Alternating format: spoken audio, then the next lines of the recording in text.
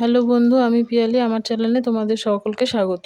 হ্যাঁ বন্ধু, আজকে আমরা তোমাদের চেনা পরিচিত শাটিং মাছের একটা রেসিপি নিয়ে চলে এসেছি। বন্ধুরা দেখো, আমরা প্রথমে পেঁয়াজ, আদা, রসুন সব কেটে নিলাম। নিয়ে এবার মাছগুলোকেও সুন্দর করে কেটে ধুয়ে বেছে নিয়ে তার মধ্যে নুন ও হলুদ মাখিয়ে রেখে দিলাম।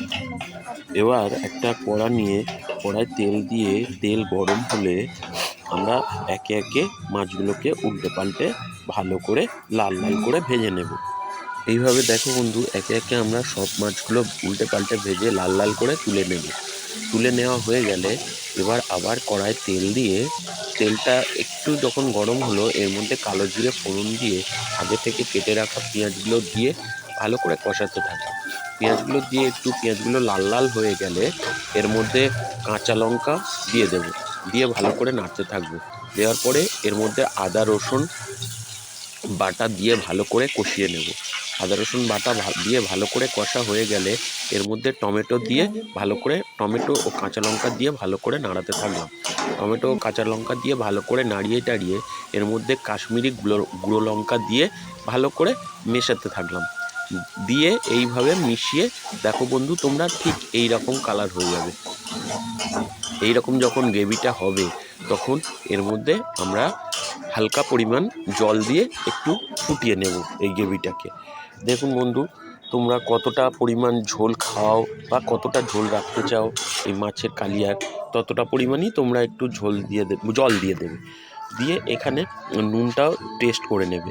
তোমাদের যতটা নুন স্বাদ মতো দেওয়ার দরকার ততটাই স্বাদ মতো নুন দিয়ে দেবে।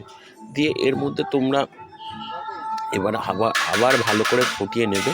ফুটিয়ে নিয়ে আগে থেকে ভেজে রাখা যে মাছগুলো আছে সেগুলো এর মধ্যে একে একে দিতে থাকবো। একে একে দিয়ে বন্ধুরা আবার আমরা এটাকে পুরো মিশ্রণটাকে বা মাছগুলো দিয়ে সবগুলো একসঙ্গে মিশিয়ে ভালো করে ফোটাতে থাকবো। বন্ধুরা, এই রেসিপিগুলি তোমাদের কেমন লাগলো অবশ্যই আমাদেরকে জানিও, এবং এই রেসিপিটা যদি তোমাদের ভালো লাগে ঠিক এইভাবে এই রেসিপি বানিয়ে দেখো। খেতে স্বাদ হবে দুর্দান্ত এবং দেখতে অসাধারণ দেখতে।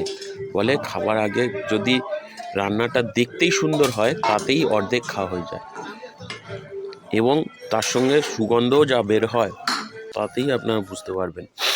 বন্ধুরা, আমাদের রেসিপিটি এইভাবে রেডি হয়ে গেলে ওপর থেকে ধনে পাতা ছড়িয়ে নামিয়ে নিলাম। দেখো বন্ধুরা, তোমরা এটা কত সুন্দর দেখতে হয়েছে।